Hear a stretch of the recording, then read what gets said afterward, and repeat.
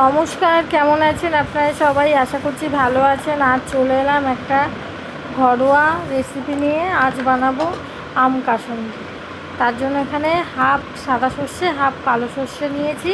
সেটাকে আগে গুঁড়ো করে নিলাম, তারপরে দিলাম আদা, কাঁচা লঙ্কা, আর দিচ্ছি কেটে রাখা কাঁচা আম টুকরো করা।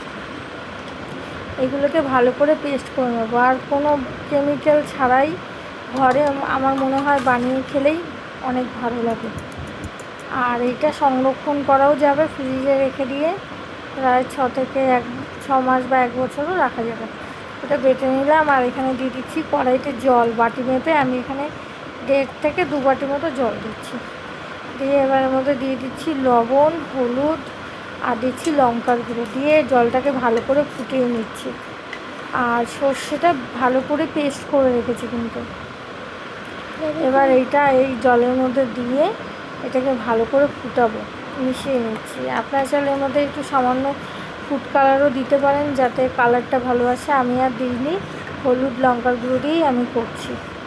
আর এটা কিন্তু সত্যি বলতে সব কিছুর সাথেই খেতে ভালো লাগে। আম মাখা, শাক ভাজা, উচ্ছে ভাজা, আর সামান্য একটু চিনি দিয়ে দিচ্ছি। এটা অপশনাল, চাইলে দিতেও পারেন, নাও দিতে পারেন। এবার ভালো করে ফুটাবো, আর এর মধ্যে দেবো পরিমাণ মতো সর্ষের তেল। দিয়ে যতক্ষণ না তেলটা মিশছে ততক্ষণ এটাকে ভালো করে ফুটাবো। আমার ভিডিওগুলো যদি আপনাদের ভালো লাগে, অবশ্যই like, comment, share and subscribe করে আমার পাশে থাকবেন। আর ফলো করতে কিন্তু ভুলবেন না। আর এটা ভালো করে ফুটিয়ে নিয়েছি, গাঢ় গাঢ় হয়ে এসছে। এবার একটু ভিনিগার দিয়ে নামিয়ে নেবো। ভিনিগারটা দেওয়া এই কারণেই যাতে ভালো থাকে, তার জন্য।